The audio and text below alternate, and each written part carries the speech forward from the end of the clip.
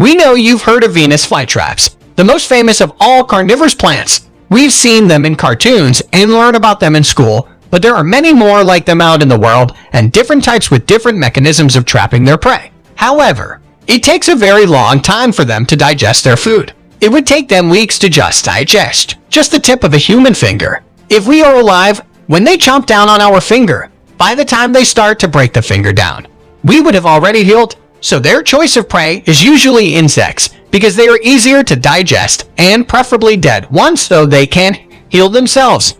Today, we're going to look at 10 plants that eat animals. But first, why do they eat animals? Well, carnivorous plants derive their energy from photosynthesis, but get their nutrition from animals and insects. They tend to grow in areas with poor soil quality, so we could forgive them for turning carnivorous due to the lack of nutrition from soil. Despite how little we learned of them, there are actually around 600 species of these plants, and it keeps increasing by 3 species every year. Number 10, Heterotropical pitcher plant, also called the monkey cup, because the pitchers are used as drinking cups by monkeys. No, don't worry, they're too big to be eaten by the pitcher plant. This plant is fairly common too, but not as common as Venus flytraps. There are more than 100 species of pitcher plants around the world. The main thing that distinguishes this plant from other carnivorous plants is its size. The pitchers of this plant can reach over a foot in height, making it ideal for capturing and digesting insects. Lizards and amphibians animals are attracted to the sweet scent of nectar, and once they fall into the pitcher, digesting them can take up to 2 months. For most species, dissolved insects provide them with the nitrogen they need, but some other species get creative. One species of pitcher plant, the Nympens inpalaria, catches falling leaves, which produces nitrogen as it decomposes. I guess technically that doesn't make these specific plants carnivorous. They are nevertheless in the pitcher plant family. Number 9, cobra lily. It's a pretty name for a very devious and cruel plant. An even more beautiful name is Darlingtonia californica, which is the scientific name for the cobra lily. Again, may we add dangerous plant. The cobra lily is named that way because it looks like a cobra snake is about to strike. It is a rare plant native to cold water bogs in Oregon and Northern California. It is a sweet scent to lure in animals, but that's not why we call it cruel. The insides of this plant have numerous see-through false exits that exhaust its desperate and terrified victims as they try to escape like a house of mirrors. But if the house was eating you, I'm just glad humans aren't one of their prey.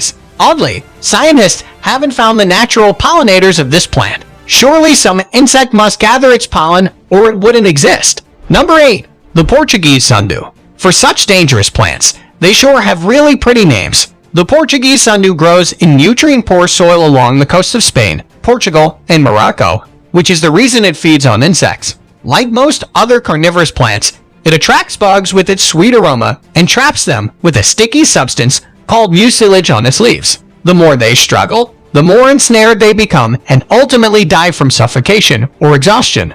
The plant will then secrete enzymes, which dissolve the insects and release the nutrients, which are then absorbed by the plant. Number 7, the Australian sundew plants are not generally known for their quick movements, but the Australian sundew wastes no time in snapping up any unfortunate prey that happens to wander about. This plant sets a different trap from most other plants. See the raindrops on the leaves? Well, that's not water. It's a sticky, glue-like substance that traps insects that believe it's water.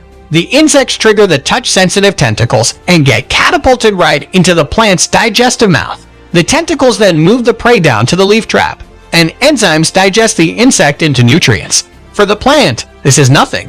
As you keep going, these plants get more dangerous, and number 1 will shock you.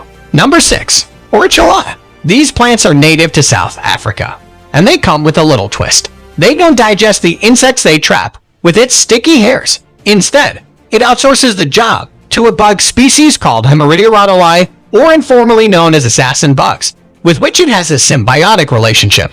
These bugs don't get stuck to the leaves of the rotula plants because they are covered with a thick, greasy layer. When other insects get trapped by the plant, the assassin bugs swarm to the prey, stab it, then suck out its insides.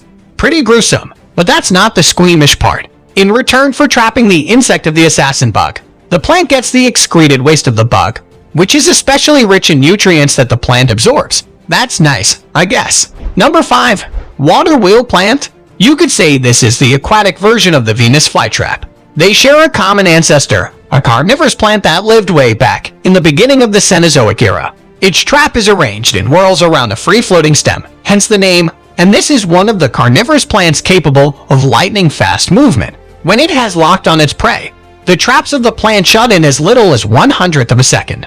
It has no roots and floats on the surface of lakes, enticing insects with its small traps. Each trap is surrounded by 4 and 6 to 8 millimeter long bristles, which prevent triggering of traps by the debris in the water. This species is also something of a global citizen. It is one of the largest and most disconnected distributions of any flowering species and grows in more than 40 countries across 4 continents, from the cold subarctic region of North Russia to the warmer southern coast of Australia. Despite this, the water wheel plant is an endangered species, declining over the last century and grows only in shallow and acidic waters of nutrient-poor swamps.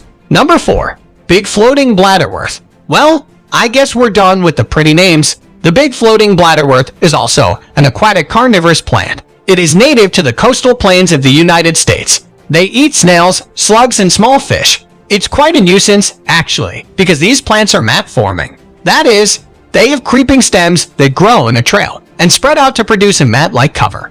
It's also quite problematic as this is an invasive species. Studies done in the Adirondack Mountains of New York showed that the presence of these species caused major changes in nutrient cycling, sediment chemistry, and overall productivity of the area.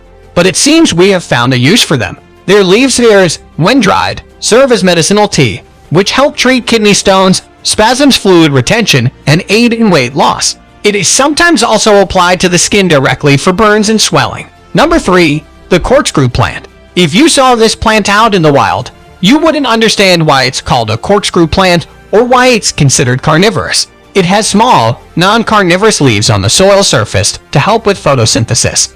But it has corkscrew roots. These roots are long, pale, and resemble tree roots and trap microorganisms found in soil. The roots have a groove that allow organisms to travel up the route.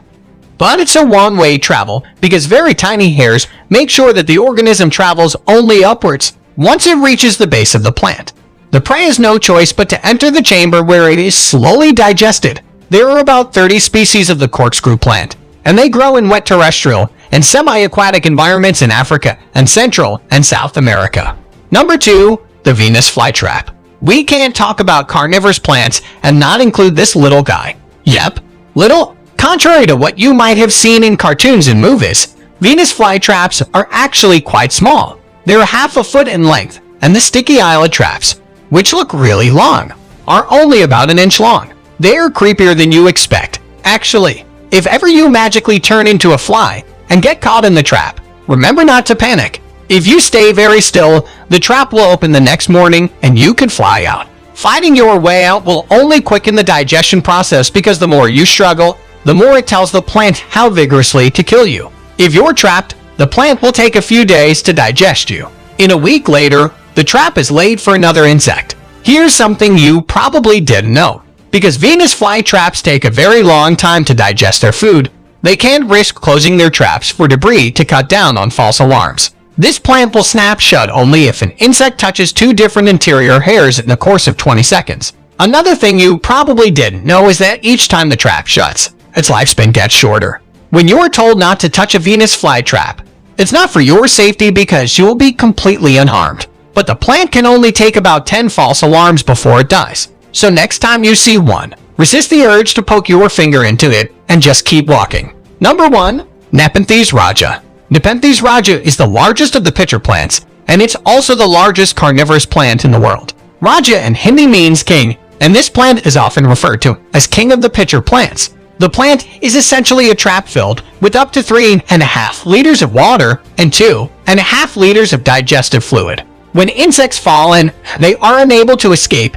and are almost instantly digested by the plant. But that's not why the Nepenthes raja is in the number 1 spot. While insects, particularly ants, are staple for this plant, the larger ones catch bigger prey. On many occasions, people have found rats half digested inside the pitchers, and even birds, lizards, and frogs. In addition to that, the Nepenthes raja has an interesting relationship with tree shrews. Over the years, they've evolved to entice these squirrel-like insectivorous tree dwellers. Their shape and size force the shrews to defecate directly into the plant's cups, providing them with the nitrogen they need. This also helps shrews who prefer to mark their feeding territory. Okay, now I have 2 reasons not to go anywhere near them. Many of these plants are kept by hobbyists. Are you planning to keep any of these plants at home? It's a good way to get rid of bugs. Let us know in the comments below. Well, that's it for the top 10 plants that eat animals. Thank you for watching, and we'll be back with another countdown video soon. Until then, goodbye.